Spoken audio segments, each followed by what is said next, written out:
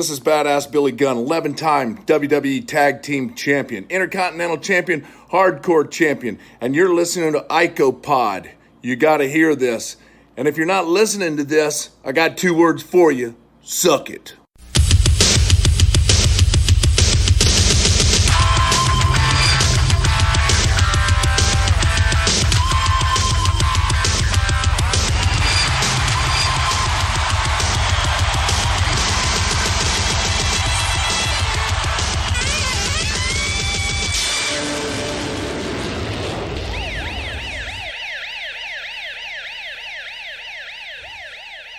And we're back with episode 202 of IcoPod. I'm Dallas Gridley. With me, as always, Austin Skinner. Yeah, that's right. No Bob Colling Jr. Again. You guys thought it was a joke. Last week, you motherfuckers commenting on our post, DMing us on Twitter at IcoPod, and telling us you're all bullshitting. No. We kicked Bob off. He's fired, dude. We run this show now. This is our house, and if you don't like it, well, you guys are still going to listen anyway, so it doesn't 2 matter. words for you, you know? 2 tiers, baby. 2 tiers. Yeah. It's like when the NWO takes over, and it's just like their show now. Well, guess what, buddy? We taking over. That's right. And you know what? I mean, maybe this was the way it was meant to be all along. Dallas and Austin, the Texas boys. No, it's not a rib. If we had even a buck for every time we walked up to somebody to get like photos done or a meet and greet, and it's like, okay, here's Dallas, okay, here's Austin, and then they stop. They look up. They're like, this is bullshit, dude. Yeah. I think the one I remember the most is when we met the Young Bucks, and they were like, what? They did not believe us. They like really didn't believe that was like our names walking up together as friends. Yeah. And then I want to say maybe it was Raven. Did Raven ask where Houston was? He might have.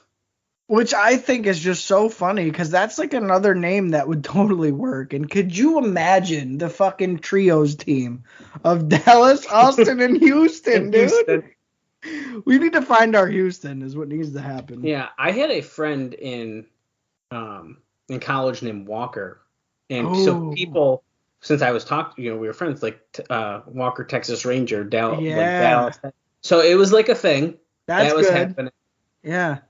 And I know there was someone else that I've been paired with, but I've still yet to meet someone that worked better than Dallas and Austin. Well, because, yeah. I mean, how perfect is that? And the way the story goes, because for those of you who don't know, and I don't think we've really talked about it much on the podcast, is I've known Dallas longer than any of my friends. I've known Dallas since we were literally infants. So according to my dad, and this is his story, that originally my name was going to be Dallas as well.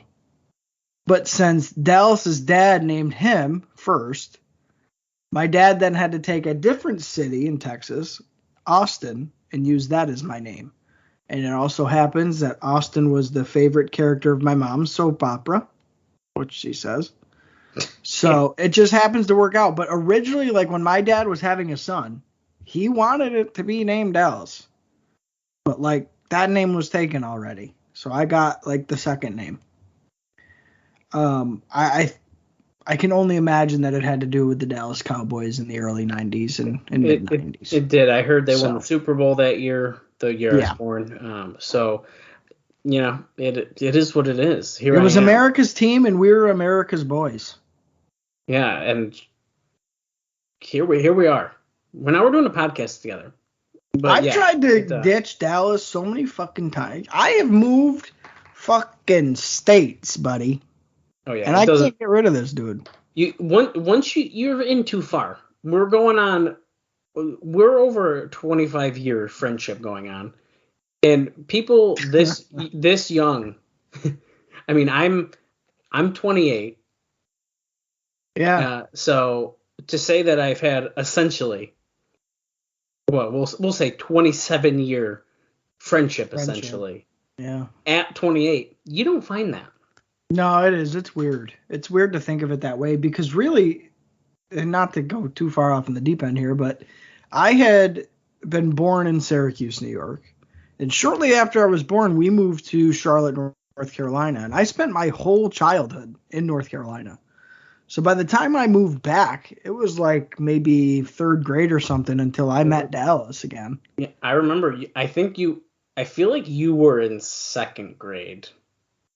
I don't know. I'm almost positive, and because then you were at the school I was at, and we got reconnected, and well, it was weird though because we were in totally separate mind spaces. Because here's Dallas, and he's like, he's got a computer, and he's like this wrestling kid, and like he's showing me these little South Park versions of wrestling guys. I'm like, oh, this is cool and weird. I have no idea what this is. And like, I'm showing up in my football fucking gear after a game. And it's like, I'm going over to Dallas's house in my football gear. And like, we were just in two very different places, but it worked. It worked. And here we are. So still kicking strong. And then Bob, we met Bob eventually. And here's the thing with Bob. No. It's like, yeah, right. He kind of got roped in. Yeah, Bob's here now. Yeah. I want to say Bob and I have talked about this on the podcast before, but again, it's been a while. So as far as me meeting Bob, I liked Bob from the beginning. And the best part is Bob thought I fucking hated him. Yeah, I remember that. And he told me that. And it's so funny to me because that's actually not the first time I've heard that. People have told me that before where it's like when they first meet me, I must come off as standoffish or something. But yeah, he thought I didn't like him, and I did like him because at the time he was the only other guy that was like super nerdy into some of the niche stuff of pro wrestling, like I was. So, we hit it off right off the bat, and he was a funny guy. So I always enjoy a funny guy or two in the mix, if you can't tell already. No, Screech, I'm not talking about you. But yeah, so Bob came much later on. We were all in college by then. So, but still, I mean, we've known Bob for, it's got to be going on 10 years now almost. It's 10 years. It's got to be 10 years. So he's not necessarily new to the fold either, which is cool. No, he's not. And recently we already told the story where I met Bob at the birthday party. I left to watch Impact Wrestling. Yeah, and I have no fucking regrets, by the way. That was before I met him. Yes, it was. Yeah. Way before. And I don't hide the fact that I'm a wrestling fan and that I'm a big wrestling fan, and I don't really care what people say about it. So yeah, I left a fucking birthday party to watch Impact Wrestling, and I would do it again. And Dallas is the type of guy that says that to people. Like, oh, I got to go home and watch wrestling. Like, most people would not say that. Yeah, and I just don't care. Yeah, he doesn't It's actually... At my current job, there are some people who there's one guy I know who watches wrestling, so we'll talk about it sometimes. He doesn't watch it like I do, but and then other people who are more casual fans who are. I was like talking about going to a wrestling show, and someone walked past me and go, "Oh, is Kenny Omega going to be there?" And it's like, I've mentioned it before. Kenny Omega is my favorite wrestler currently, has been for years at this point. But I don't know if this guy understands that. He just knows who Kenny Omega is because he sort of has watched some. Yeah. So it's just funny to me that they'll bring that kind of like, oh, we're past the point, at least with casual fans, where it's like, oh, Stone Cold gonna be at that show, The Rock. Yeah. I haven't got that shit in years. So yeah. It's a lot of fun. No, yeah, that's true. And another thing is like, just when you were saying that, how crazy is it that when we were watching fucking Wrestle Kingdom 9, and Kenny's like, really, this is his mainstream shot as like a stay in New Japan Pro Wrestling. Mm-hmm. To think all the way back to then and think that this dude in a couple of years is going to be known by a casual wrestling fan is insane to me. Dude, I mean, yeah. Because I'm just looking at it because I had to look at the date because I haven't looked in a while. Wrestle Kingdom 9 was in 2015. Yeah. So we're late 2021 now, so we're coming up on it's going to be the 7th anniversary of us watching that show. Yeah, that's gross to think about. I mean, that's insane. And that show, I think that show really has changed my perspective on wrestling, international wrestling, absolutely. Yeah. And it was a real game changer for me, especially. I mean, even just looking at Kenny alone. I mean, after that, I was hooked. Well, and we jumped on kind of right before everything absolutely exploded. We really did. Prince Devitt started the wave in like 2013 in New Japan. The really new, exciting Americans or Canadians in New Japan Pro Wrestling making a big splash. It started with him. And we were just kind of off of that into a new wave of English-speaking stars kind of hitting the scene. And man, it was good watching, and I really miss going back to those days and those shows for just some of the stellar stuff that we fucking watched. But I always chalk it up to Jushin Liger getting me interested in Japanese wrestling for fucking since the beginning. He's the one that I kind of latched onto. And he and Nakamura, I saw a lot of like side ads on Facebook and stuff, or like promotional ads for stuff with Nakamura's look on it from New Japan when I had no idea what they even were or booking at the time. Like, I did not follow current New Japan. The only shit I knew was the 90s.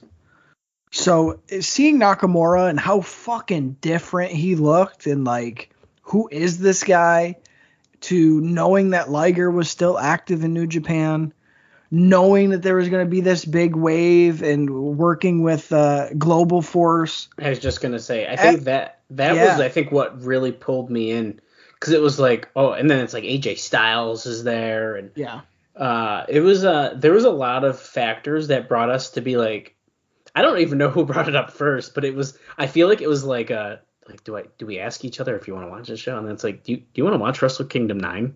Like, we've never watched this before. Well, and that's the thing. It was a perfect storm of a lot of different circumstances. And I think one of the main key factors of us really enjoying that show is we watched it as it happened, pretty much. I mean, really. Which is just such a unique experience anyway for a wrestling show, watching it like in the middle of the night kind of thing. But yeah, man, still to this day, one of my fondest memories of watching a pay-per-view. Still to this day, I think it holds up exceptionally well. And for those of you who didn't tune into IcoPod to hear about Japanese wrestling, I'll keep it at this. If you haven't seen Wrestle Kingdom 9 and you like competitive professional wrestling, maybe before what you're seeing today, maybe you want to see something that's different with guys that would go on to be the stars of today, watch that fucking show. And maybe, don't even watch it all in one sitting, but definitely watch that show, because it's still one to this day that I champion as one of my favorites ever. Yeah, it's pretty damn good. But I guess enough on that. As much as I could probably talk about that for the next hour. Oh, Bob would have cut us off fucking 5 minutes ago. Yeah. Thank God we fired him. So once he hears this, he's gonna text us and say, "Okay, then you guys do it," and it's gonna be actually kind of sad, and he's gonna really think that we meant this. But either that, or he's gonna cut off that whole Japanese wrestling tangent. He'll cut out the section. It's just gonna start with, "Okay, so last week." Yeah, exactly. But last week actually wasn't a bad Raw. We were pretty satisfied with what went down. Steve Austin and The Undertaker faced off in the main event, which Austin finally has enjoyed an Undertaker match. And he won by disqualification after Goldust threw glitter in his eyes after he sat ringside in the middle of the match and said nothing on commentary. A very serious Goldust, yeah. Which I like. We also got a spontaneous appearance by Brian Pillman right before that match took place, which was exciting. Ahmed Johnson defeated Hunter S. Helmsley in the opening match. That match went 8 minutes and 45 seconds. It was a pretty long opening match on Raw, and there was no intro. We went right into that match. Yeah, no intro video package. Match went a little long, but it wasn't terrible, and I'm still digging on that, so I'm good with it. Oh, and for reference, that main event Undertaker-Steve Austin match went 15 minutes and 35 seconds. And you know what? It didn't feel like it, and I still stand by what I said last week. I enjoyed the match. Yeah, not bad. Also, the Body Donnas defeated Jerry Fox and the Brooklyn Brawler in 3 minutes and 55 seconds. They had Cloudy ringside, and Sunny has promised us that she's bringing a single superstar that she hopes to take all the titles in the WWF. Yeah, we'll see. Yeah, fuck you, Sunny. Camp Cornette, which was Owen Hart, Bulldog, and Vader, defeated Aldo Montoya, Barry Horowitz, and Savio Vega in 4 minutes and 20 seconds.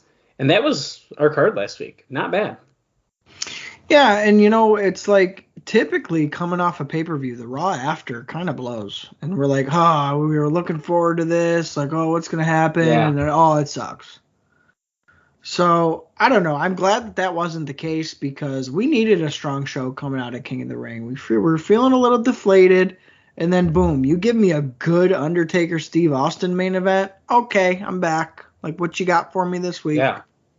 Now, what would you guess that the rating for that show was that it got?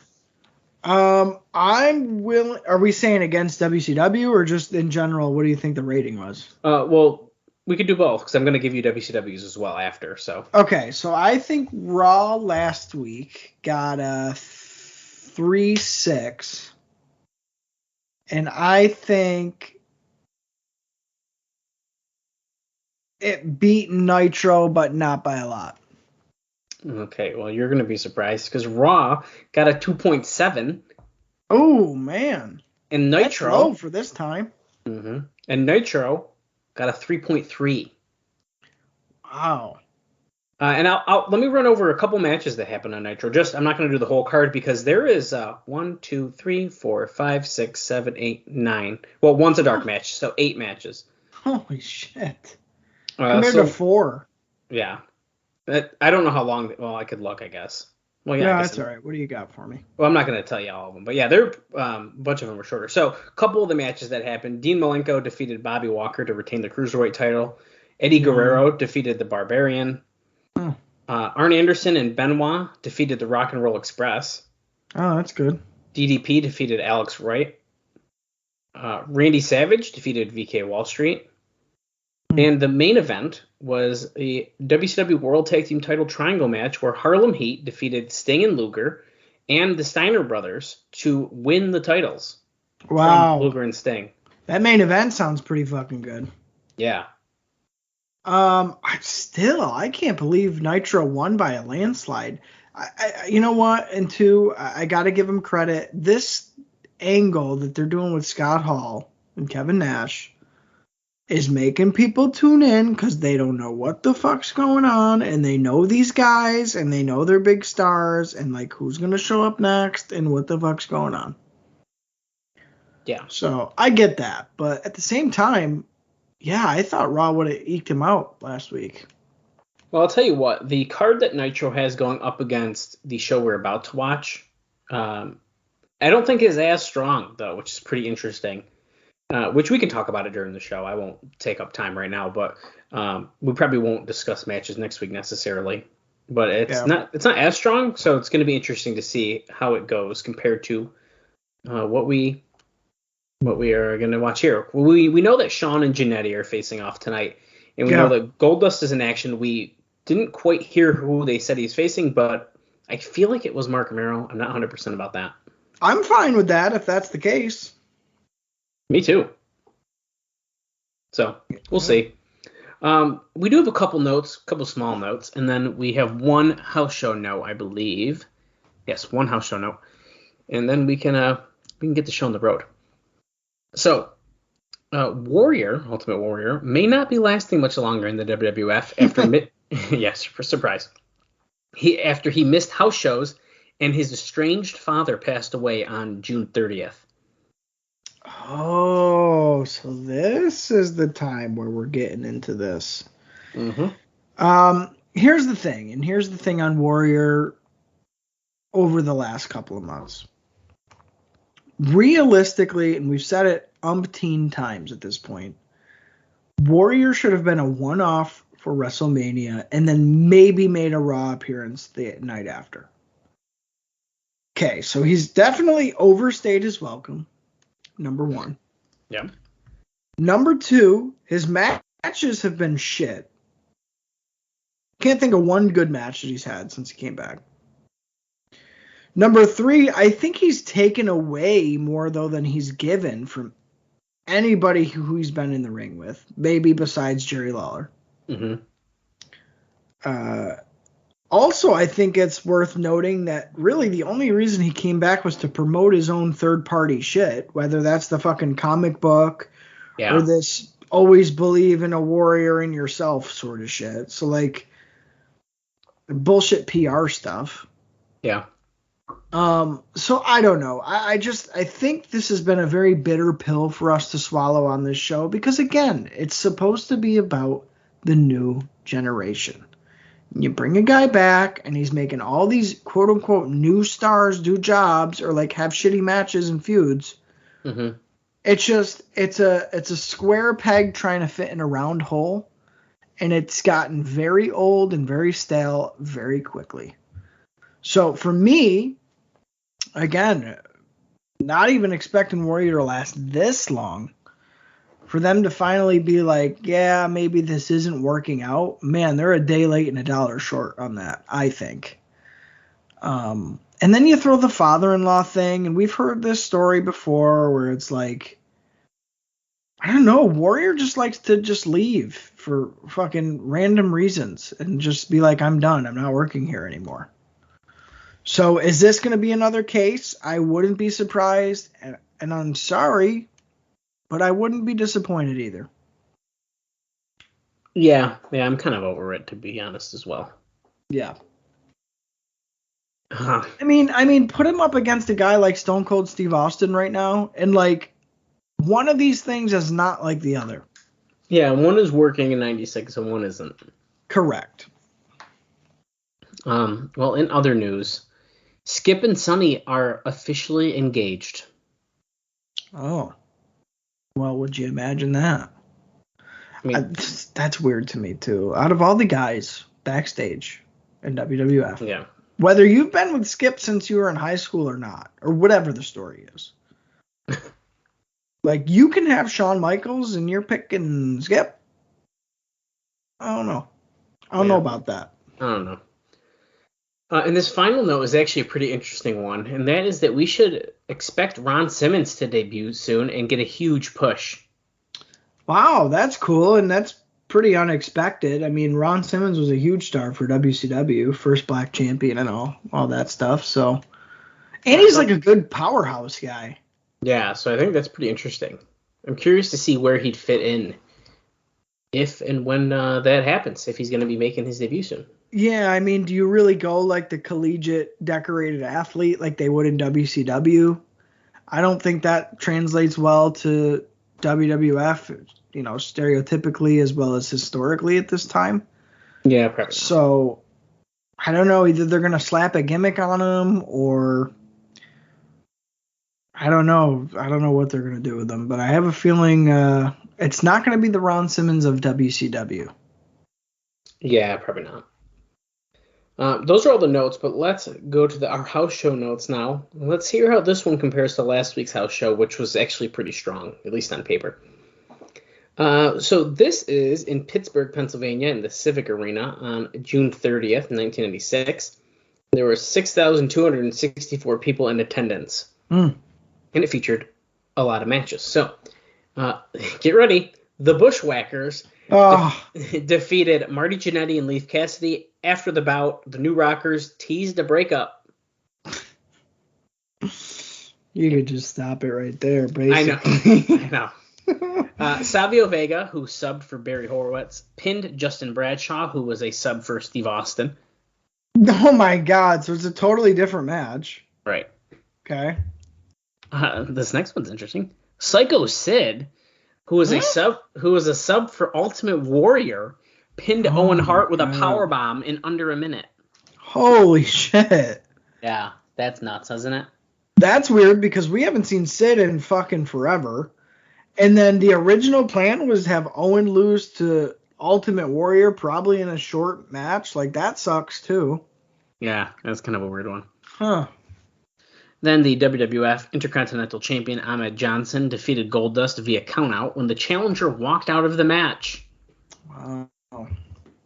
It's kind of interesting. Then we had the WWF World Champion Shawn Michaels defeating Vader via disqualification when Goldust interfered. Moments later, Ahmed Johnson came out to make the save, but was Davey Boy Smith followed him out. And then Psycho Sid eventually came out to make the save for Michaels and Ahmed. So Sid is returned as a face, it seems. Oh, God, I don't like that at all. That's kind of weird. Then we had the WWF Tag Team Champions, the Smoking Guns, defeating Henry and Phineas Godwin after hitting one of the challengers with a boot to the head. Dude, heel Smoking Guns does not work. Yeah, I don't know if I like it really. It's the pig farmers that you're supposed to boo. Come on. Yeah. There's more matches. Marc Mero defeating Hunter S. Helmsley. Yeah. And then we had Davey Boy Smith pinning Yokozuna with local DJ Bubba the Bulldog after Jim Cornette hit Yoko with his tennis racket. After the bout, Yoko hit the Banzai drop on Cornette.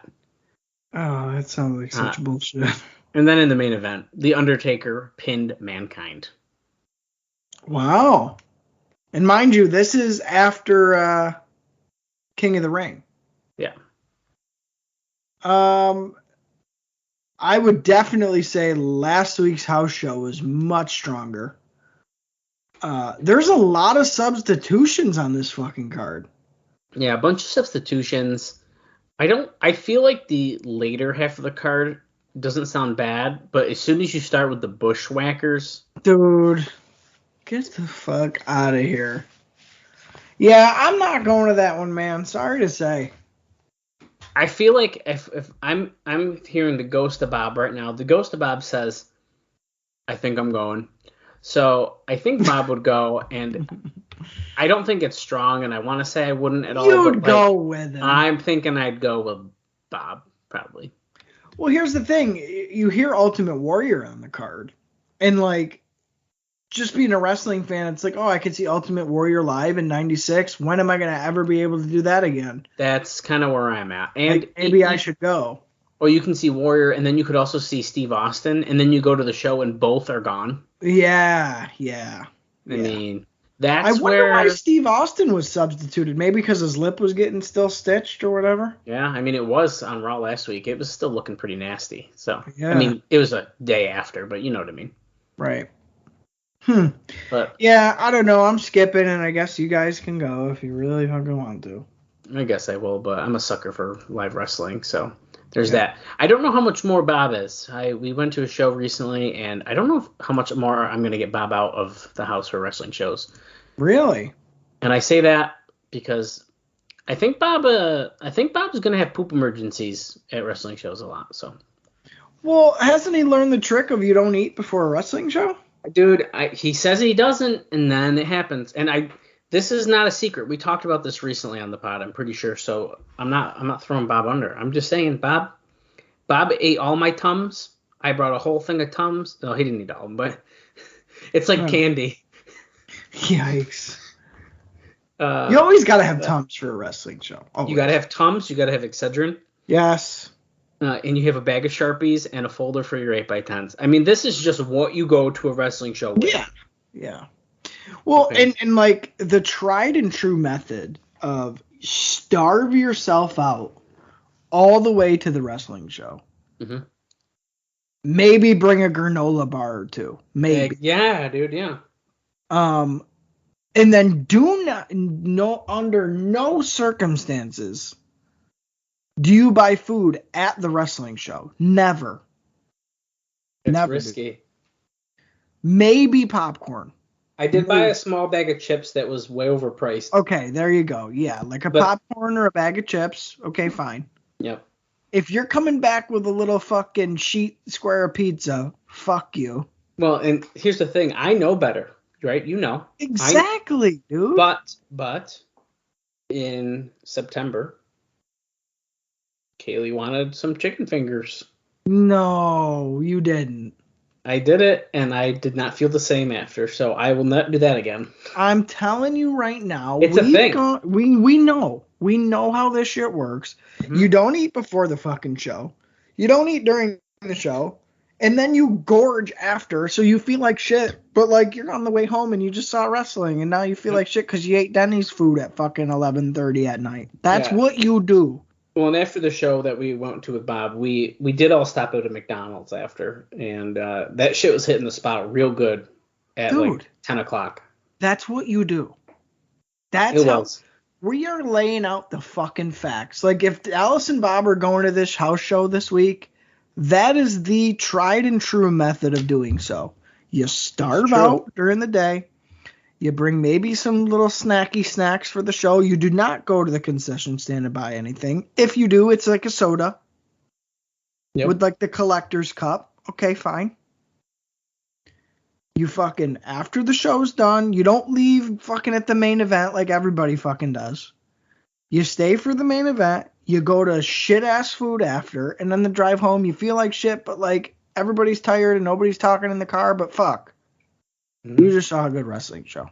Yeah, so, Bob, take notes when you listen to this. This was not... come on, dude. This is elementary. Come on. Yeah, this wasn't a roast, but I'm just saying, man, I need you to not do this so we can go to more shows. He has had, lately, some digestive issues. I think that's why buttholes keep coming up on the show. I do too, and he doesn't keep it a secret, so I don't feel like I'm crossing any lines. No, I agree. Because listen, I think, let's be real, is Bob going to listen to it? I don't think Bob's going to listen to this. I think maybe I should get him a pack of Tums for Christmas. Yeah, but sometimes for people, Tums have the opposite effect. You think? Okay, should I get like Pepto then? I don't know. Well, because my girlfriend, if she takes like more than 2 Tums, she gets the shits from it. Oh, yeah. From the Tums. I'll be honest, I don't feel like Tums do a goddamn thing, but... Well, it's like probably a placebo, but still. Yeah. Still. I don't know. We're going to work on it. But I think... Bob probably just... We said it before. Listen, he probably just needs to go to the doctor. Bob needs to go to the doctor. I wish he just would. Bob, go to the doctor. Because I really want to go to that show in Poughkeepsie in January. So please. Please, Bob. He already told me no 3 times, but please. Oh, fuck. He won't go, and I think it's because of what happened at the last show. So just come on. Do it. And if you're out there listening, jobless from being fired from IcoPod, Bob, get your shit together, literally. I know, and if I tell you to try to push it out before we get in the car, do it.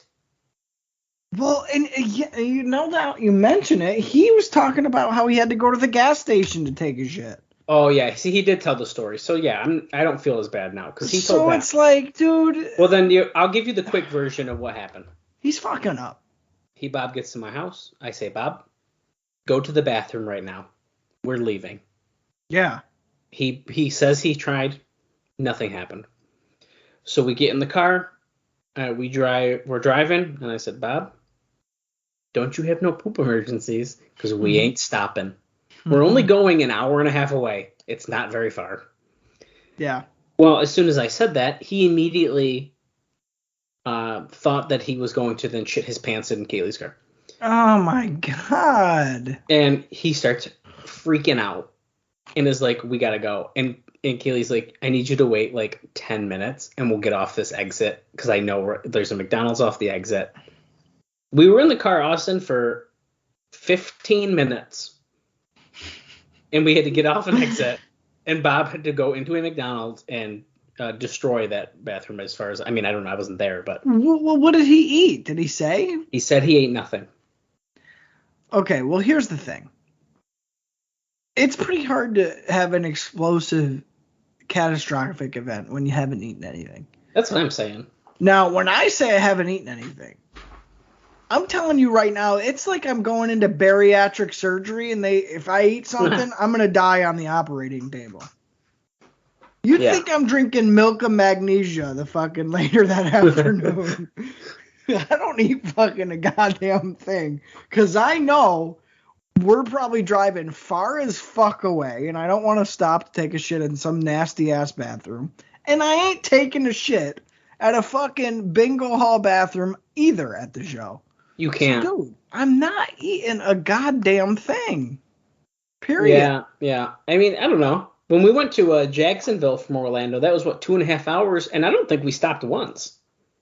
That's how I roll, baby. You don't like it? Fucking call an Uber, because that's how I do shit. If it's a car ride, we are getting there as soon as fucking possible, and if you're looking to dilly-daddle, motherfucker, you're in the wrong fucking car. Now, I'm not like Joe Sweet, who will starve us out and then still not get food after the show. Okay, that was... I'm not that fucking guy. But, dude, I'm not Charlie fucks around either. Like, we're getting to the show. So, and you know what? Now, bitches. Yeah, and you know what, Bob? We'd be to the show at least an hour early. So, suck on that. Yeah. Because that's just what you do. That's what you do. Here's the thing. In Bob's case, if you're rushing around, you're getting there late, you've got to get your fucking tickets, got to get your seat, hope that nobody's sitting in your seat, and you got to fucking get the security guy involved. That's panic-inducing. No wonder why you want to shit your pants. Dude, I think of all the fucking scenarios ahead of time. Don't eat. Check. Fucking panicking about getting there and like your seats. Nope. Fucking there an hour early. Check. No panic. Like, I ain't feeling like shit at this wrestling show. Mm-hmm. I'm just not doing it. Yeah, you just can't. So, I don't know, man. He might bring that on himself, but dude, there's some basic rules you gotta follow, and that's how you have a good time. Yeah, I mean that's just the way it is. But enough about Bob's poor wrestling show etiquette. Yeah. It's time for Raw. July 1st, 1996. I can't wait. This is season 4, episode 26, if you're on the Peacock. Who gives a fuck about that bullshit? I'm trying to help our fans find it better. Does anyone actually watch along and listen? Well, I'm sure people do, but listen, if you refer to anything on Peacock when it's in regards to wrestling as a season or an episode, fuck you, motherfucker, because I hate that they organize it that way. I don't think of SummerSlam 2001 as season fucking 12 of SummerSlam. Like, come on. Well, yeah, I don't like. There's certain things that don't make sense. So for some of the TV show stuff, I understand to a organization perspective. I guess. But like that's not how it's listed, so no. I don't care. I have more Screech text I'm going to read on the air this week, so that should be fun. So stay tuned for that. But until then, fire up the Peacock, or do you have it in your own personal collection? Does it have commercials? If so, then you might as well get Peacock Premium or not Peacock Premium, and you can watch the ads like Screech does. Because instead of paying $9.99, he wants to pay $4.99. And Screech, if you're listening, if you ever want to do that ECW bonus show, you better upgrade to Premium. Yeah, bitch, because we ain't trying to sync our shit around your fucking bullshit ass ads. Well, we ain't. So when Screech is 40 minutes in the show, we'll be an hour and a half because we don't have ads. Okay? And that's just the way it's going to be.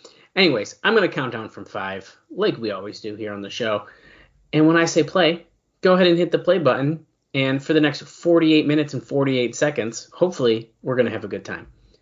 So, let's do this. 5, 4, 3, 2, 1, play. Oh, I'm getting the scrolly circle. Uh-oh. Well, let me know when you get started. I hear Shawn Michaels music. But 35 minutes in, what the fuck is going on here? Okay, I'm 13 seconds. Oh, shit, man. Here comes Shawn Michaels, though.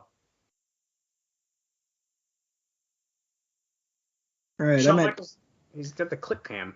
I'm at Go ahead. 26, 7, 8. I'm 1 second ahead. You're good. Perfect. Beautiful. Click cam by Shawn Michaels. Now, are they doing this because Scott Hall and Kevin Nash are on the other channel and, like, this is where the real click is? Let me fucking show this to you. That would literally not. Holy mullets! That would really not surprise me at all. Mm. We're opening up with Shawn Michaels versus Marty Jannetty here. There's the quick cam. I'm a little worried about that because if this is their well, they've done this quite a few times in the past, but if this is their promoted match, does that mean the rest of the night doesn't mean fuck all?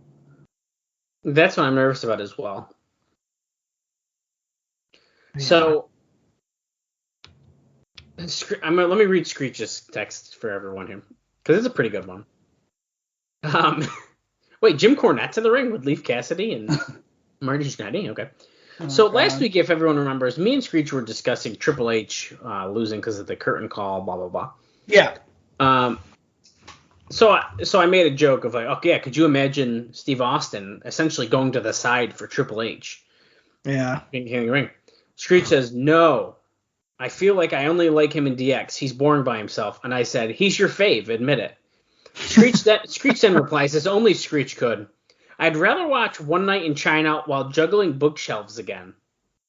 Oh my god. Which says I watched One Night in China while juggling bookshelves, and he would rather do it again. He would do it again. What a fucking idiot. Oh my god, look at the new Rockers attire. Oh god, it looks like your grandmother's underwear. Yeah, dude, that's bad. Yeah, Screech is a gem, man, and I gotta tell you, he hasn't texted me in a while, so I am a little bummed out about that. I don't know if he's too far off the mark, though, with Triple H kind of being boring by himself. He might be closer to right on that one. Yeah, well, Screech isn't as dumb as we joke around with all the time. Yeah, you're right, he's dumber. We're getting nose-to-nose here, Shawn Michaels, Marty Jannetty. Shawn looks pretty fired up, actually. He's probably pissed. He just whispered to him, "Do you want your head to go through another window?" Or pretty much. I mean, he's whispering to him, "Hey Marty, we wore that in 1988. You should probably take that shit off."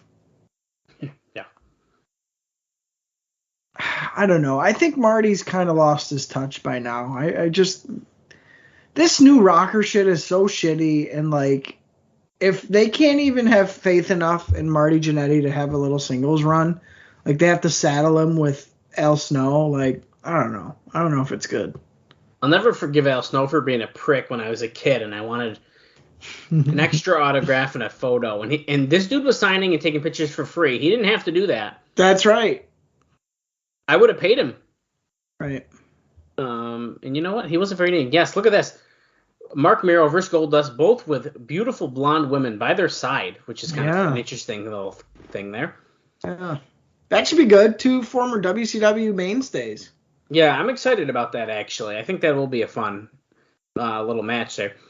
Just for reference point, because once again, I don't think we're going to talk about it next week, because who knows. But the first 2 matches on Nitro, and I'm doing 2 because there's going to be double the matches on Nitro that there is on the Raw we're watching. I think that's interesting. I think it's a good way of doing it. And not to cut you off, but like the more action, the better. I agree. Yeah. So the first 2 matches was Harlem Heat defending the newly won WCW World Tag Team titles against the Steiner Brothers. That's the opening match. Shit. It went 10 minutes and 49 seconds. That's a big opening match. Yeah. And the second match was Disco Inferno defeating Kurosawa. So that's your guy, Nels. I actually think he's kind of interesting. I haven't watched Nitro in a while. A couple weeks ago at this point, I did throw one on where we left off when we were watching it side by side with Nitro. Yeah. So I was picking it back up. I just need to find the time to do it. I know.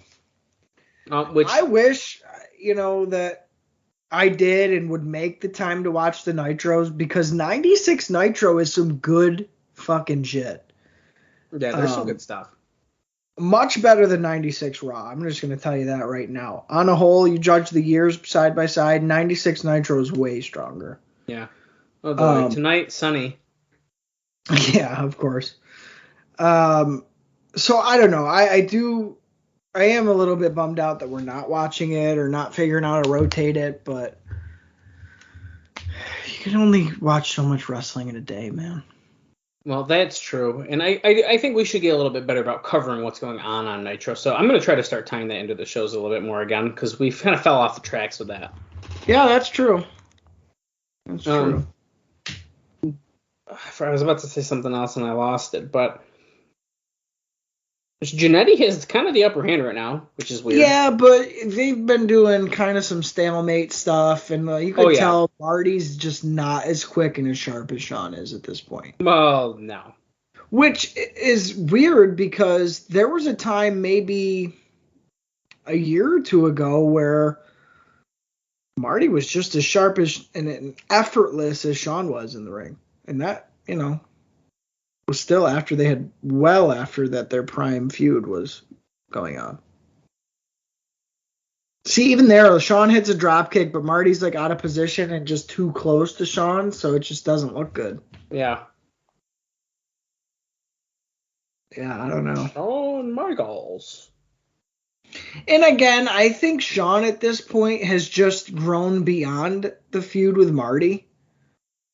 It's just he's on a different plane as Marty now. To whereas, when he's like the heel with Sensational Sherry and it's like mean Shawn Michaels in 1994, you could see him and Marty still kind of being on that same level maybe.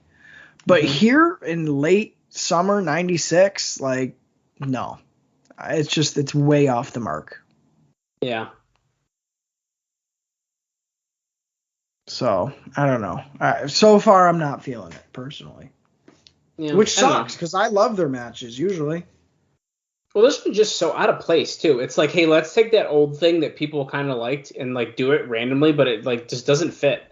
And Marty. What the fuck? This dude hasn't been on TV. Exactly. He fights on Superstars. Shawn's your WWF champion. Yeah, this is a match people are just dying to see.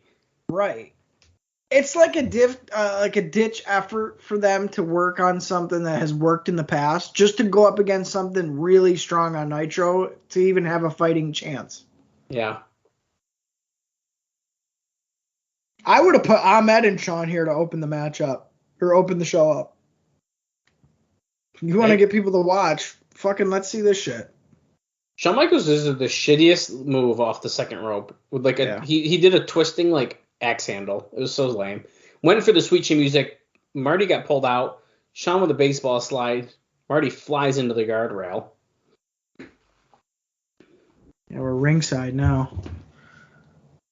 Wait, that was Leaf Cassidy. Oh, yeah, it was Leaf Cassidy who he baseball slid with a kick. Marty jumps him from behind, gets back in the ring here. Cassidy throws a kick in behind the ref's back, getting distracted by Cornette. See, I don't know. And Leaf Cassidy annoys the fuck out of me, but I guess that's the point. Yeah, I guess it is, but I agree. It's weird that the Rockers are like heels. I don't think that works either. Yeah, the bright color frilly guys. Let's hate them. Right. And I guess the whole thing is they're supposed to be overly annoying, but even still. I don't know. I think it's passé at this point. And it'd be one thing, too, if, the new Rockers were, a viable tag team and on Raw a lot and stuff. It's like you said. Marty's on fucking Superstars. You wouldn't even know this dude's still with the company at this point. Exactly. I forget all the time until randomly they mention him. Right. No, absolutely. You can see how much people care because everyone in this section on the hard cam side is sitting on their hands. Yeah. There's our Burger King guys from last week. Yep. Leaf Cassidy just says, he's a rocker, baby. Yeah. I like that you bring up the Al Snow thing. Well, dude, that was bullshit. I regret being excited to meet Al Snow. How stupid. I want to say I had bleached tips at the time, and he made fun of it. Oh, Jesus. Which, mind you, the only reason I had bleached tips is because Eddie Guerrero had bleached tips, so I wanted him. Yeah, I do remember that. They just said that Mankind versus Duke Droese is happening tonight as well. Oh, good. Or did I say the right name there? Mankind? Yeah. Okay. I thought I heard he mentioned Undertaker in commentary, and sometimes when I hear things, I say it. No, it was Mankind's picture. Okay. Yeah, Mankind. Commercial break, and we're still getting the Shawn and Marty Jannetty match. Jannetty, we come back and he's in control, which is a scary fucking thought. Yeah, we're at 10 minutes and 49 seconds, which is way too long for this.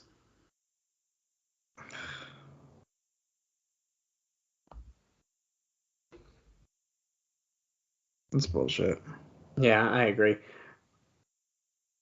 Oh, look at this, Austin. New Japan Pro Wrestling Series 2 figures in stock. I think it's your calling. Series 2, now who's in that? That is all of Los Ingobernables. Oh, shit. All 4 members.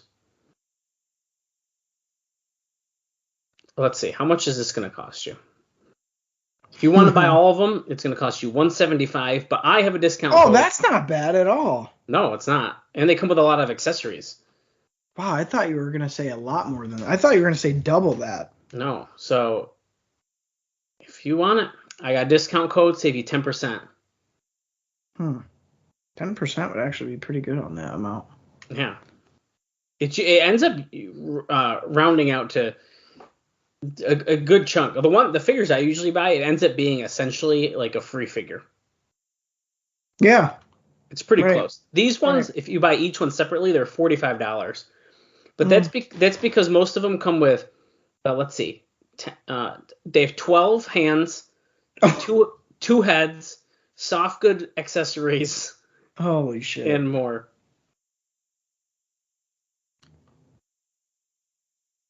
For example, the Naito comes with. That's the one I like. He comes with 2 titles, the Intercontinental and Heavyweight. Yeah. He comes with 2 Los Ingobernables t-shirts, 1 Tranquilo hoodie, 2 heads, one of which he has his hat on. He comes with 13 hands because one of them is his signature eye-opening hand. Ooh. And, that's it. But that's pretty freaking awesome. Yeah, that is. Isn't there a really cool Hiromu in there? Yeah, dude. The Hiromu was awesome. Yeah. He comes with his white jacket, 2 heads, one with the tongue out, and then the 12 hands. Oh, yeah, that's cool. Yeah, that is pretty tempting. I still need the fucking Jushin Liger one. Which one? The black one? Any fucking one. Okay, well, they got 2 of them. Wait, hold on. 1, 2. They're probably not in stock. Oh, yeah, they are, dude. 1, 2, 3, 4, 5, 6. Which one you want? 6 Jushin Ligers? And that's not even all of them. Oh, my God. I knew there was like 2, a red one and a black one. No, dude, there's way more now. Holy shit, I guess so. They got the debut attire Jushin Liger. Oh, that's cool. They got purple Jushin Liger. What green. The fuck? Green. Then there's all red. Oh, that's cool too. Then there is silver chest, which, I mean, I would consider that like more. It's still like pretty much basic. I mean, yeah, that's your class. But there's 2 versions like that because then there's the black. But then there's the OG. There's like current day Liger and then like the classic like what everyone knows Liger. So there's a lot. Yeah, I have to maybe take a look at that. Not saying I'm buying anything, but like, holy fucking shit.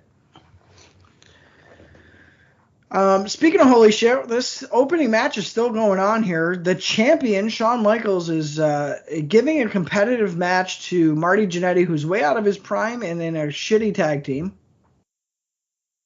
So that's kind of ridiculous. Yeah, I agree.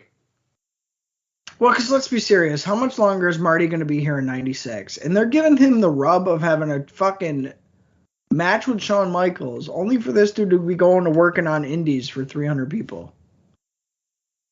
Like, there's no investment in Marty Jannetty here in July of 96. I don't really think so either. And they're going long. Yeah. Supposed to powerbomb Jannetty, but Jannetty rolls through it and Shawn rolls through. Nope, kick out at 2. Yeah, I don't know, man. Marty reverses the reversal. Shawn on the middle rope. Marty ducks, thinks Shawn's going to go for that crossbody. And there he goes. He hits it. Marty rolls through, though, with a cover. You really sent me the 10% code, you motherfucker. Well, yeah, dude. I use that code every single time I shop. That's funny.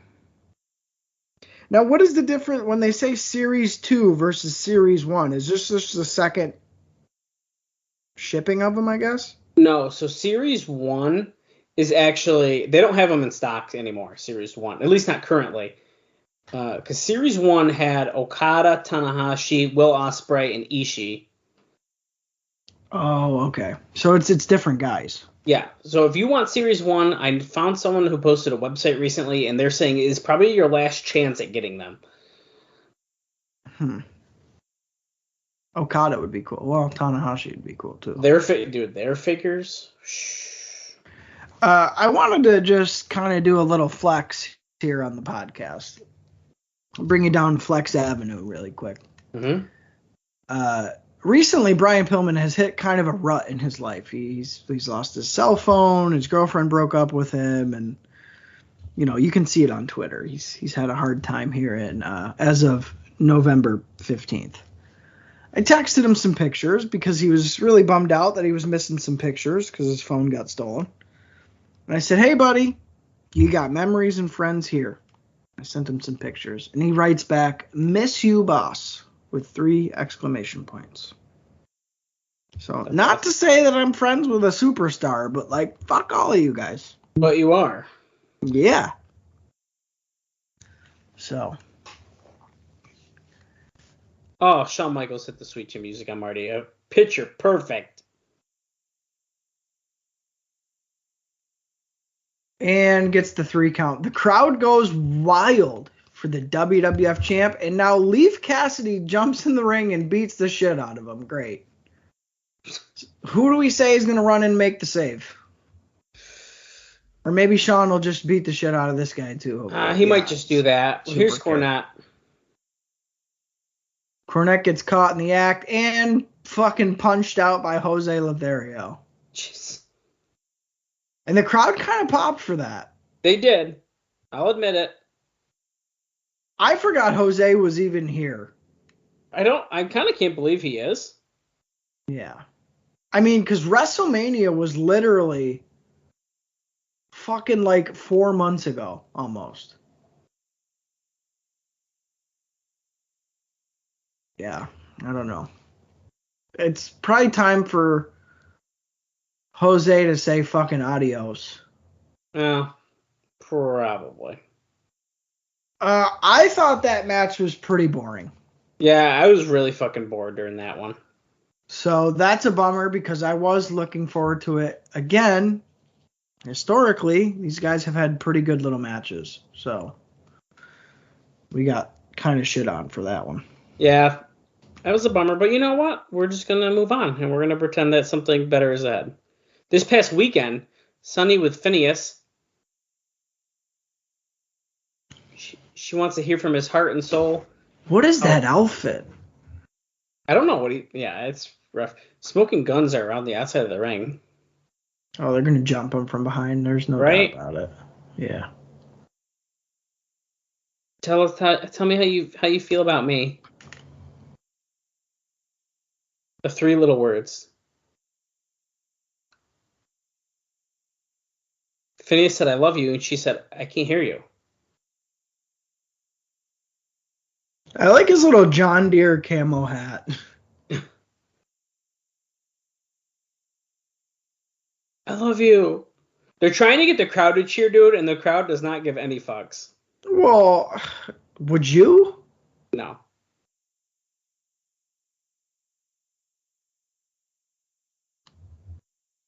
Oh, she wants to give him a big kiss. Bend on over, baby. Look at his kiss face. Oh, it gets slapped. The hat flew off. What if he just powerbombed the fuck out of her? I mean, that'd be pretty cool. Yeah, that would be cool. Do you actually think?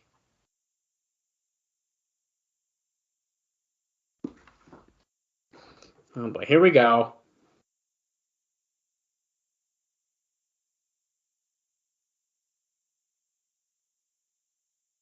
Okay, she's insulting him. I don't know, dude.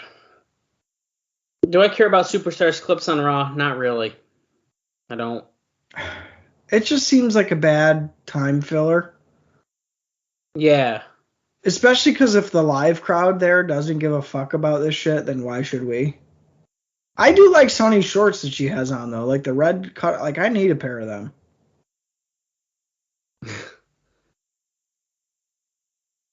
Then it happened. The Smoking Gun stepped in the ring. Oh, wait, is Sunny? Oh, my God. Is this who she was bringing? The Smoking Guns the whole time? I don't know. She's still... Okay, Hillbilly Jim. Henry Godwin making the save on Superstars. I thought we were watching Raw, but here we are watching Superstar shit.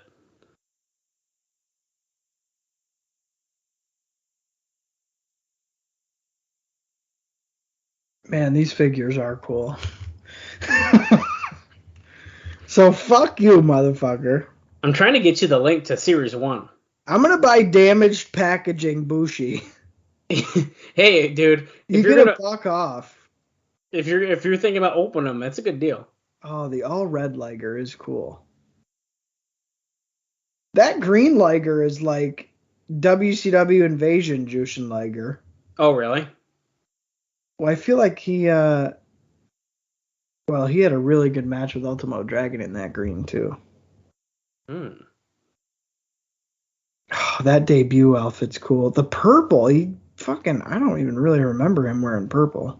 Oh, really? Not really. You can click. Oh, look, Sonny got slopped.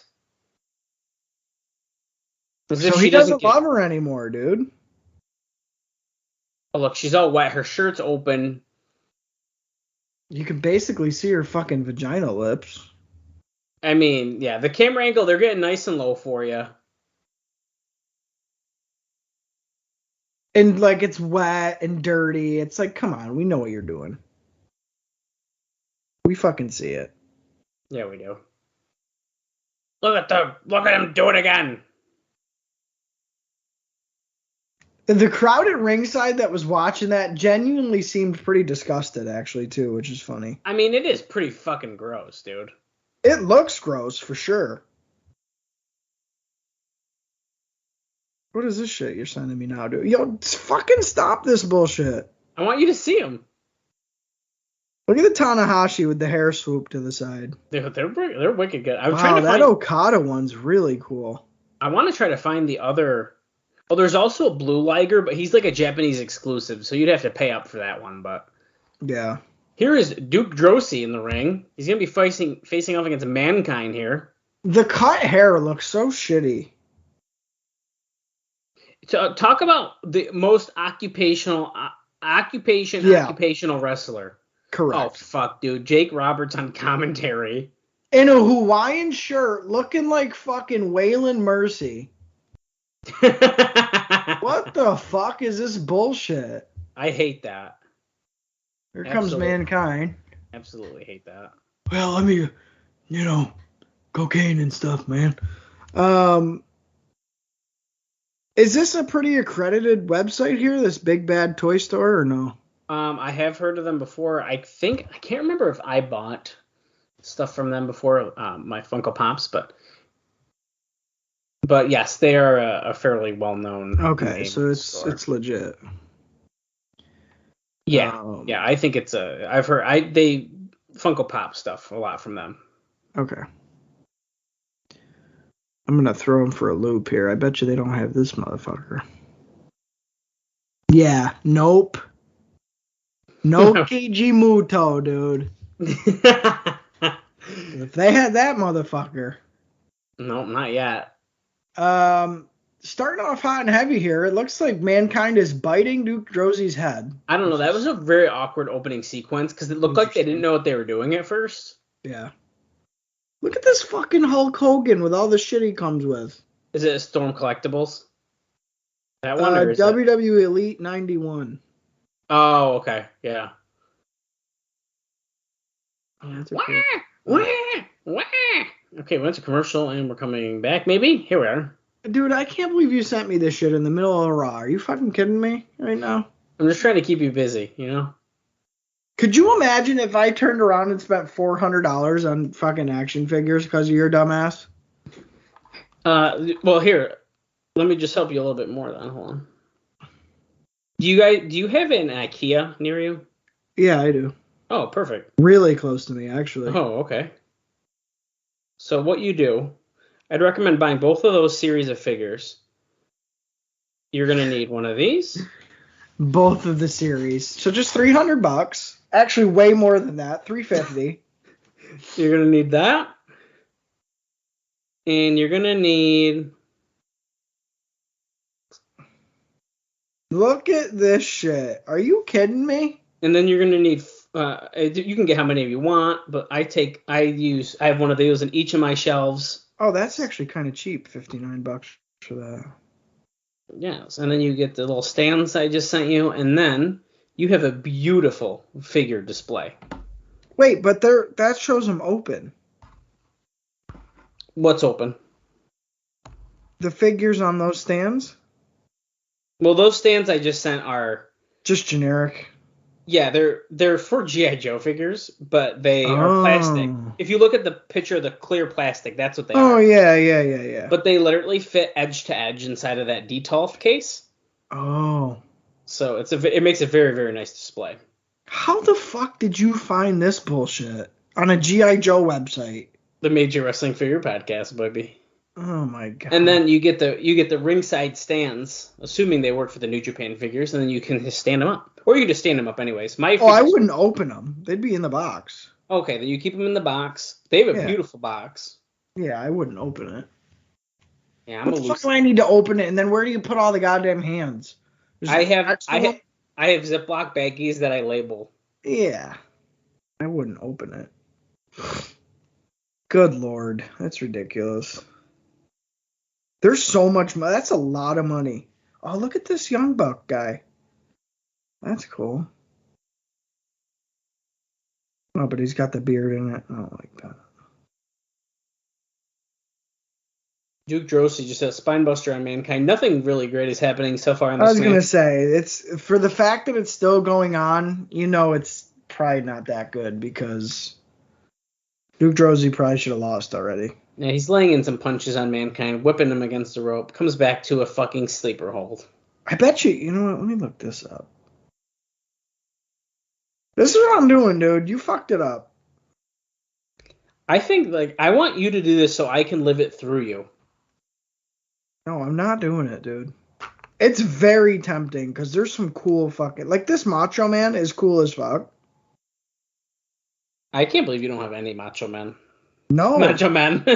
Macho Man. Why does this Macho Man come with an edge? What the fuck? With a what? There's an edge with him? Oh, that's a weird one. Mankind's got the mandible claw in out of a bear hug, so he's getting Finally. fucked up. This should be the end here. View all Macho Man Randy Savage items. Yup. That's it. It's over. Bell rings. Well, Duke Drosy came, went, and he went again. Out cold. We're at 29 minutes and 10 seconds if you're following along at home. You missed nothing in that match. Yeah, this episode has been much slower than last week's. Yeah, that kind of sucks. Oh, I bet you they got some cool Bret Harts, too. Dude, you have no idea. You've been missing out. Yeah, but I'm kind of glad that I've missed out because I'd be fucked. What did Jake say on commentary? Fucking anything? Nothing good, but now him and Lawler are arguing over Vince McMahon. There's a bald Shawn Michaels? Oh, fuck yeah to that. Yeah, they're just coming out with new jean shorts. Bret Hart coming out soon, too. Oh. Lawler slapped the headset off Jake. He slapped him in the face again. See, even he hates seeing Jay. Oh my god, he might be actually choking Lawler right now, dude. Oh my god. Look at Lawler spitting. Here we go. Here we fucking go. That rumored match, mandible claw applied on Jake, which is weird. I kind of wish Jake Roberts would wrestle in the gear he has on. The Waylon Mercy outfit? Yeah, Dad at the Cookout. That's what that attire is called. Oh, this Shawn's cool. Yeah, I don't know. Does anybody really give a fuck? I mean, come on. No. So, Mankind pretty much assaults Jake at ringside. Fucking cool. Fuck off. Yeah, this is Oh, that Bret Hart looks like shit. He's got like a widow's peak in front of his whole face.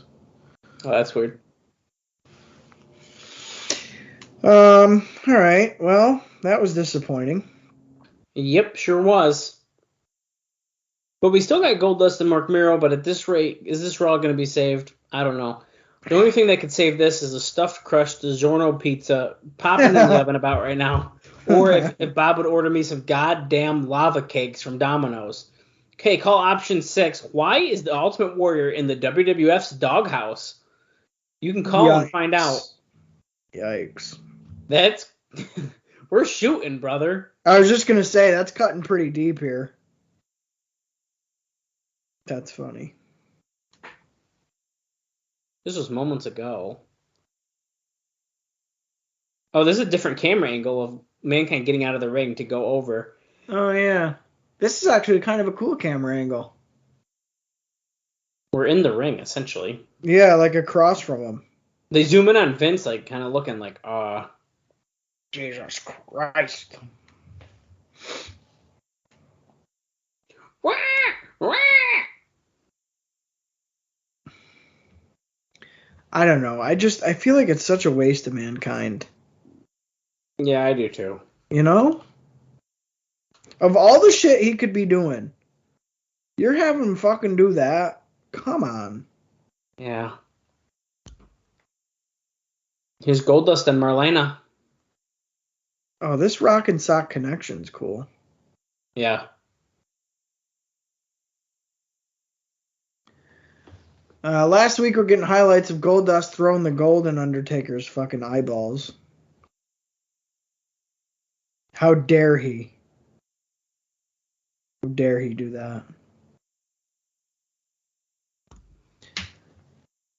Goldust making his entrance. He faces Marc Mero tonight. Stone Cold is ringside in a WWF polo, which seems very uncharacteristic. Look at his lip. Dude, it's nasty. Oh my god, it's like hanging down. It's so big and heavy. I'm throwing some stuff down there. My lip is hitting the ground. And all this means is I'm going to come back with a bigger lip. That's disgusting, dude.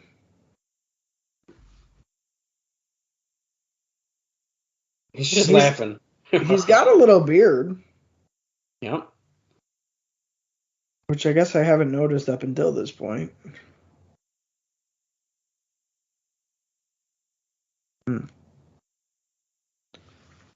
Goldust. As the gold falls from the ceiling. Oh, they even changed the little logo. That was funny. Yeah, I noticed that too.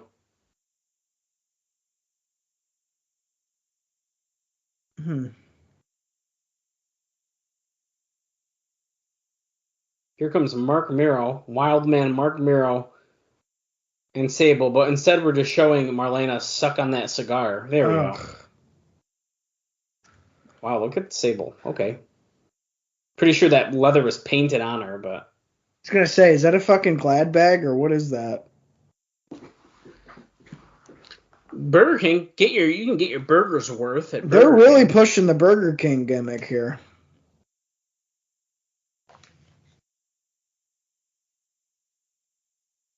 Man, if I have some money to blow, I would buy that shit for sure. It's just a lot. Like, that's a lot of money for plastic action figures in the box. Yeah, but they look really nice in a display. Just think about it that way. Yeah. No, I know. It would be cool because, like, I'm going to have an office here pretty soon. Hey, okay, that's all I'm saying. Yeah, it would be cool. Mine's more in, like, a hangout area, but the office was going to be the place if I needed it to be. Well, and I'm going to have all my masks displayed in the office. So, Marc Mero getting the rub down. Goldust. No, bell has rang. Goldust is like big as fuck. He really is.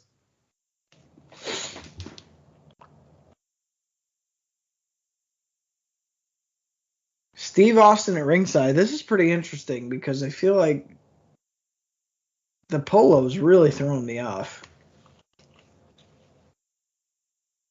I guess he doesn't have merch to wear though, so what else would he wear? Well, that's a good point.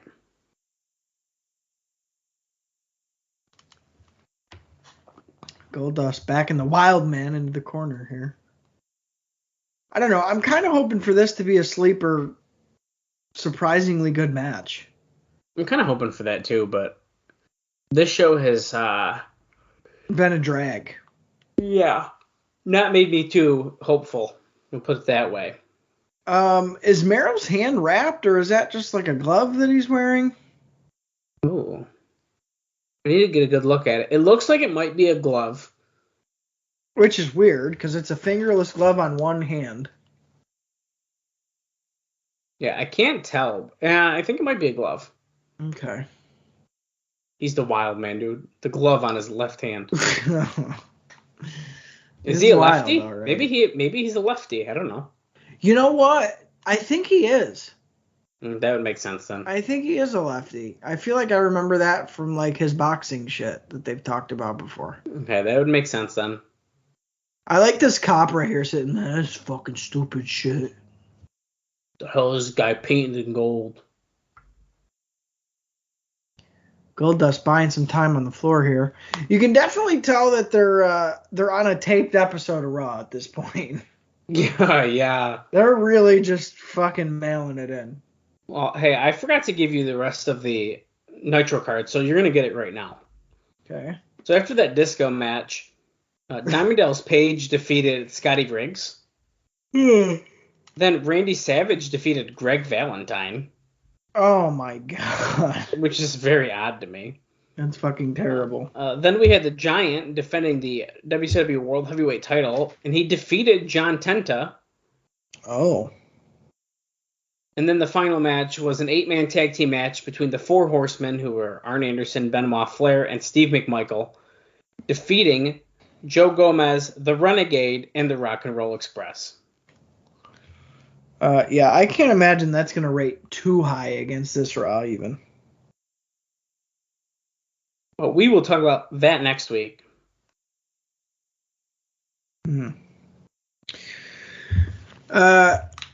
Yeah, this fucking match, man.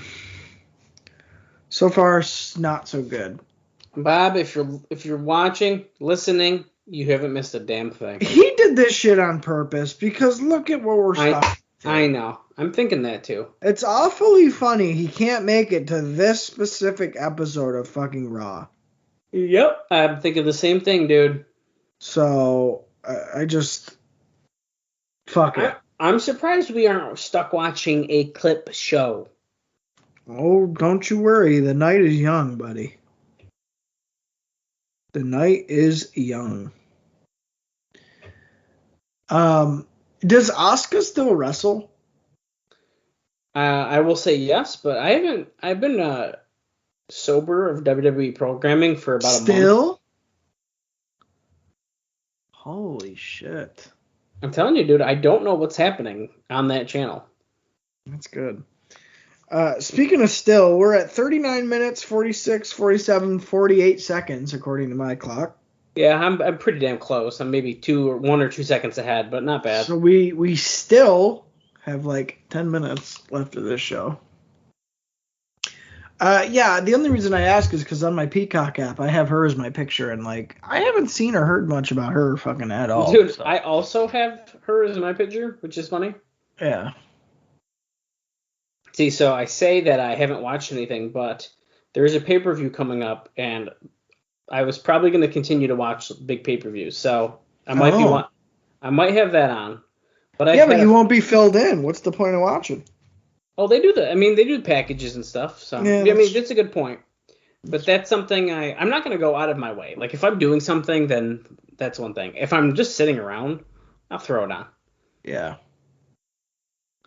But when I just watched a really good 5-hour pay-per-view recently, what they're going to do is not going to be anywhere near it. So. Yeah.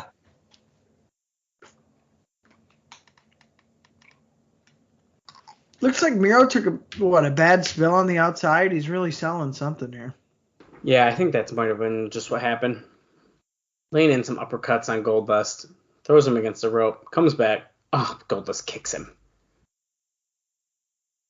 We still have 7 minutes left, and that seems like a lifetime right now. Yeah. I don't know. I guess I was expecting more out of these two. They should be somewhat familiar, be somewhat friendly, and I don't know, with different circumstances. Pretty much your main event of Raw. What was the competition not too long ago for both of these guys? I thought they'd be out to prove something here, but they've kept it real house show. Yeah. So it's kind of a bummer. Well, it kind of sucks because Mero, when he was Johnny B. Bad, had some really good opening matches on WCW pay-per-views that we watched. I know. And now he's like a totally different guy, and not for the better. He's really lost his luster as a performer, which really sucks. Yeah. Because, yeah, he was a guy you could count on to open the shows and be pretty good. I don't know. I can't say that I've seen a good Wildman Marc Mero match yet, to be honest. No, which sucks, dude. So, Goldust fires back with a punch to the gut there. Crowd looks bored as fuck. Look at the guys in the front row, how fucking bored dude, they look pissed. Holy shit. And they're the ones going nuts, usually. Yeah. Yeah. I don't know. We're going to another commercial break here. Jesus. See it. Feel it. This is your Live Wire tour. Touch it. Shawn, touch it. Right there. That's Bobby in a DiGiorno with the thing on his head. That's the face he makes? Yeah. Ah! I like how they keep showing Brett, and like Brett ain't gonna fucking be there. No, that's a good point. Oh, I'm sorry. It's not the Live Wire tour. It's the Attitude Adjustment tour. Same idea. Or the AA, for those of you who are... Jeez. There he is. He just got the Rising Crust. And listen, they're good, so I don't blame them. I'm just saying. That was Screech's face when the legendary Yushan Dragon showed up to his fucking movie benefit. Oh my god. And sat at the ROA wrestling table. Damn. That's a throwback. Awesome. That's awesome that we did that. How fucking ridiculous. They're saying Brian Pillman is going to be on America Online. Oh, no. Tomorrow. Writing in all caps, I guarantee you. Where's my cash? Yeah, Goldust is zipped all the way fucking down to his belly button. Which is very odd. It just really breaks the illusion. Like, what the fuck? Zip that shit up. Well, I just can't help to assume that he's nude underneath that, like completely nude. I know. So it's like he zipped that down that low. His wiener's going to flop out. Right. And, like, if you look at his butt cheeks, it doesn't look like there's any material between them, so. Yeah, so I'm a little nervous we're going to see some peep. Could you imagine what the inside of his fucking suit smells like? Oh, God. Probably like a Taco Bell bean burrito, no onion. No onion. Oh, Mero picks up Goldust. He's in the, like, up on his shoulders. Just so you smell like the red sauce in the bean burrito. Oh, and the refried beans. Yeah. His beans down there below have been refried. I actually like them though, because the beans that they put in there is like a fucking paste. Yeah, dude, I don't like those. You could spackle a fucking crack with that shit. You fucking could. Dude, I like a shit ton. I love them. Those make me have poop emergencies. Really? No, I feel like they back you up for 2 weeks. Fucking clogs your pipes. On the buckle. They're just so thick. You like choke on it when you're eating it. Like peanut butter. Holy Yeah, it gets fuck. stuck to the roof of your mouth. And then you need some milk to wash down your bean burrito. Fucking can't even breathe eating that shit. Thank God. It's like eating 5 saltines. If you eat 6, you die. I tried to do the saltine challenge recently. I don't think I did it. I love saltine crackers. I always have. Well, look at Marlena checking out. Did you see what she did? She like What the fuck? was like doing her hands in the sign of Sable's curves and then like nodded. Like, yep, that's the one. Here comes the ladies division. Oh, she's checking her out. Dude, yeah, Marlena the focus is completely on the women. Yeah. Oh, Sable's like moving away now. She's finally noticed that she's been being checked out for the last 2.5 minutes. Come on, Mark. Is she trying to like distract her or what's? I don't know what's going on. No, it's her advances, dude. She's trying to do more than distract her. Oh God. She's advancing herself on her. I hope she burns the cigar on her. Mero off the top rope with a very dramatic axe handle. Seems to be the common theme. He like lifted his legs up as if it was like he jumped fucking 3 miles away. This match is way too long, dude. We've gone to like 3 commercials. Yeah. Oh, look at. Oh, she's blowing the smoke in Sable's face. Sable's tall with them shoes on. Yeah, she is. Oh. The curtain call. Oh, wow. Has he used that before? They said the names, so I feel like he had to have. Oh, you know what? Yeah, he's used it before because we liked that a lot better than what he's usually been using. I guess the thing is he hasn't won in so long. I forgot. Yeah. So he just pinned Marc Mero, yeah? Yeah, he did. And clean. Yeah, pinned him clean. I'm not mad with that finish. Me either. But, tag team match next week. Godwin's versus British Bulldog and Vader. Oh, no. That's going to be a shit show. What the fuck?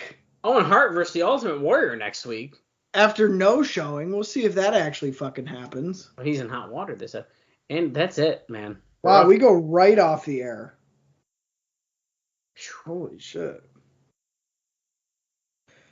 Well, I can honestly say that Bob didn't miss shit this week.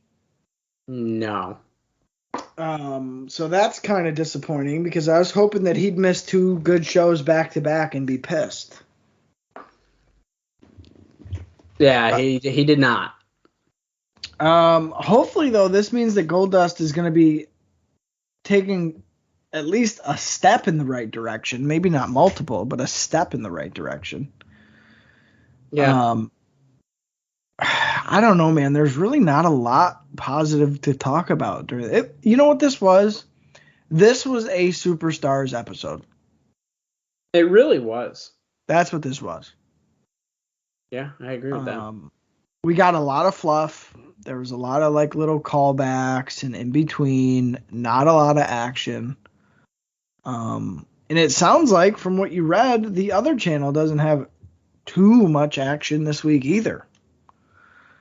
So maybe just a bad week to be watching wrestling in 1996. But yeah, for the first Raw of July, man, I was more interested in the action figures you sent over to me than this show. And that's saying something. Yeah, no, this show was rough. And I really wish I got something out of it, but I didn't.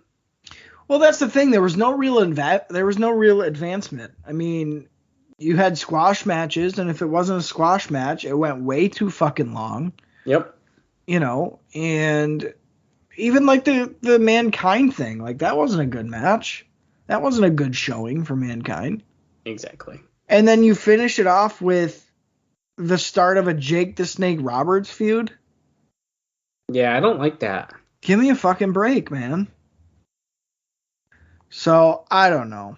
And now Warrior maybe next week, maybe not. Like, we'll have to see what happens with that, because as we just heard, he's been in hot water and no showing events. Mm-hmm. So, I don't know about all that. I can't say I have much interest in the tag team match between the Godwins and fucking Vader and Bulldog. Like, what does that have to do with anything? Yeah, they're like, what's that for me? Nothing. Again, just feels like a filler coming up. I thought to start the first half of the show with that Shawn and Marty match was kind of a bummer, because I guess I went in with a little bit higher expectations. Yeah, I mean, you could have kept me like wondering, like, hey, maybe that will be something decent at the end of the show. Right. And I think that would have helped us get to the end of the show. Yeah, and unfortunately, it was a struggle. And that's happened before, where it's happened quite a bit, where they'll open with the fucking featured match. It'll be good or not, and then you don't care about the rest of the show. So I feel like it's their way of booking it that sometimes makes these Raws even harder to watch.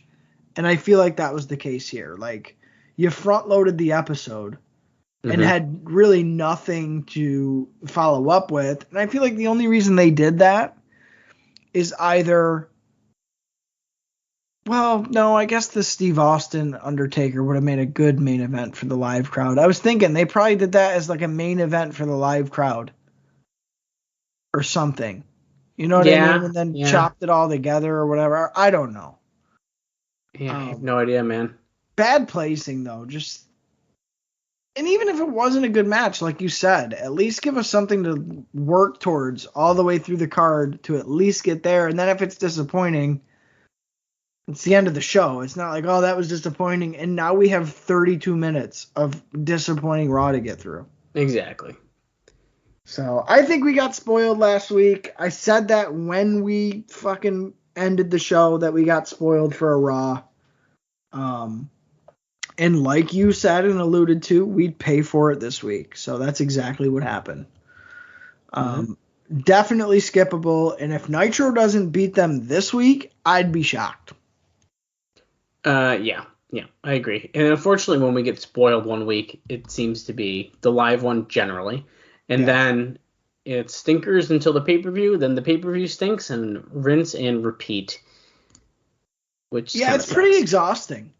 It really is. Well, this one is like last week I was like, dude, we're in an upswing. Like, we're feeling good. And now this week it's like, okay, that was a fake. They faked us out.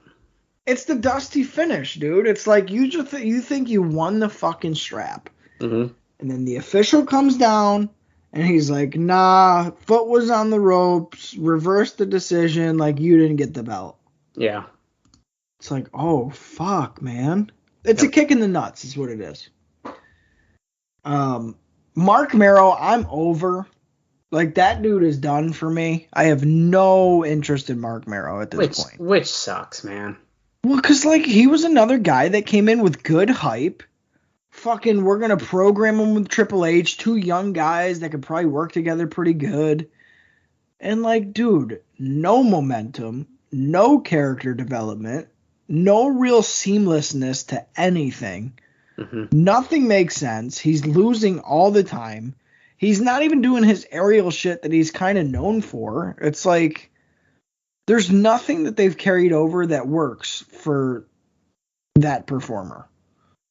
So, like, they've made it all about Sable, and that's all it is. So, fuck that. That sucks. Yep. I'm glad Goldust does walk away with a win. He needs the momentum, for sure. Again, the Shawn Marty deflated me. Mankind, I thought, had a bad showing this week. Mm-hmm. I don't know, man. It just seemed... It's like such a seesaw with some of these episodes. It's like How can you go from so high to so low within exactly fucking 7 days? It There's doesn't just make sense. no consistency at all. Yeah, it doesn't make sense.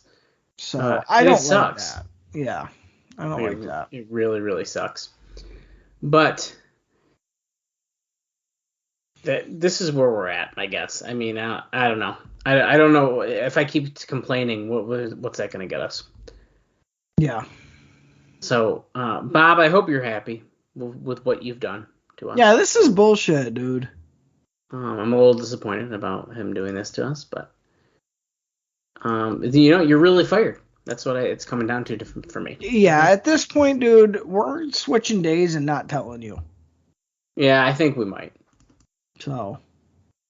And all I'm saying is last week's episode and this week's episode, new highest downloads. I'm calling it. Oh, no doubt about it. Most popular. It's just the facts.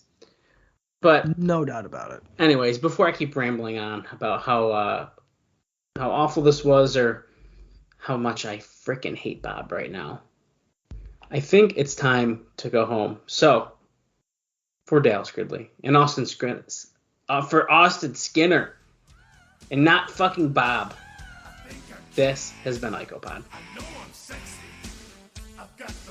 Skip this episode.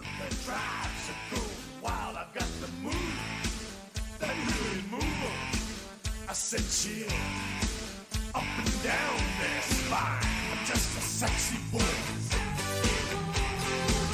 I'm not your boy toy. I'm just a sexy boy. I'm not your boy toy. I make them hot. I make them shiver. Their knees get weak whenever I'm around. They see me walk, they hear me talk. I make them feel like they're on cloud nine. I'm just a sexy boy. I'm not your boy toy. I'm just a sexy boy. I'm not your boy toy. It's your hard-eyed girls. Hands off the merchandise.